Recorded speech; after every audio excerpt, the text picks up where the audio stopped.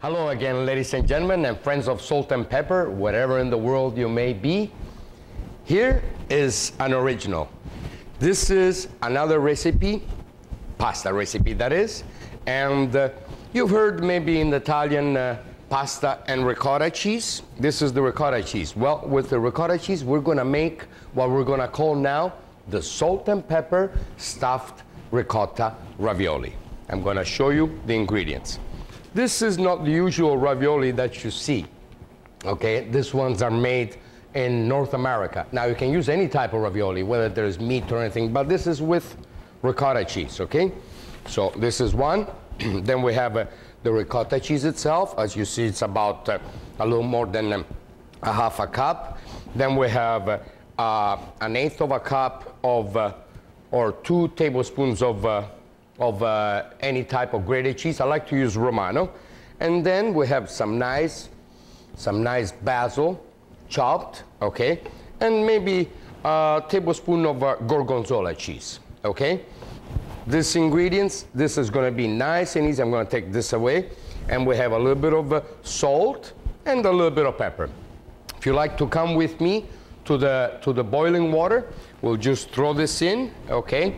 And usually the procedure, okay? The little procedure is that we put a little bit of oil in the water. We don't need to put any oil in the water because this is not a spaghetti type of pasta, okay? Be careful when you drop it in because you might get burnt with the splash. And we just throw them in. Those guys are kind of twirling around in there. They're probably singing a little song. It's here that I belong, how lucky am I. You shine in the Pacific like a star. Now, for me to tell you how long it takes to cook for that, it's useless because, as I say again, it depends all in the thickness of the pasta and if it's frozen, if it's cold, it depends all kinds of, you just gotta keep your eye on it. But remember, any type of pasta that you cook, always cook it al dente. But any stuffed pasta, always do as if you're overcooking it because it doesn't really overcook. When you bring it to the plate, it cools off a little bit and a lot of the stuffed pasta kind of hardens up on you a little bit. So don't be afraid, okay? Now, this is simple. We go like this, okay? And I don't know if you watched another pasta that I did, aglio and olio, that's garlic and olive oil. I used a little bit of the water from the ravioli, okay? And since there was salt in the water, this time you didn't see me put any salt in the water, I put it ahead, you know, the little bit of salt that it needs, a teaspoon, you know? Since there's already salt in the water, you don't need to put any type of salt in here because you're gonna put a little bit of the salt of the water in here. And there is the gorgonzola cheese. This is already looking good, my friends, okay? And this is done.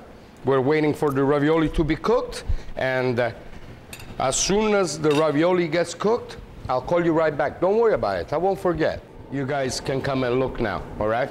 Again, like we did before with aglio and olio, I don't know if you saw that. We just save a little bit of the juice to be mixed with the ricotta. A little bit of the water, I might say, okay? Follow me, my friends, and we'll go and strain this baby in the sink, okay? Are you following me? There you are, huh? We go like this, get rid of all the water. Don't burn yourself because this is steaming hot. And we just deposit it up here. We get this baby here and bring it over here where there is the water from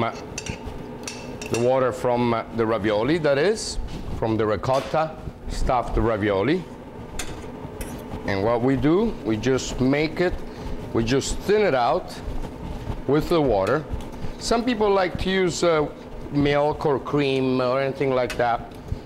No, this is our own recipes. This is the salt and pepper pasta with ricotta cheese and gorgonzola and basil.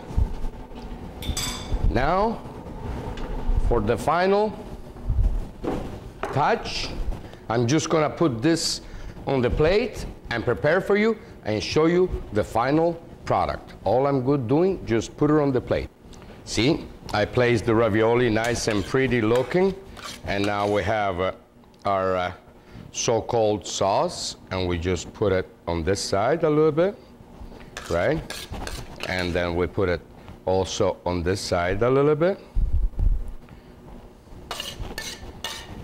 And why not in the middle?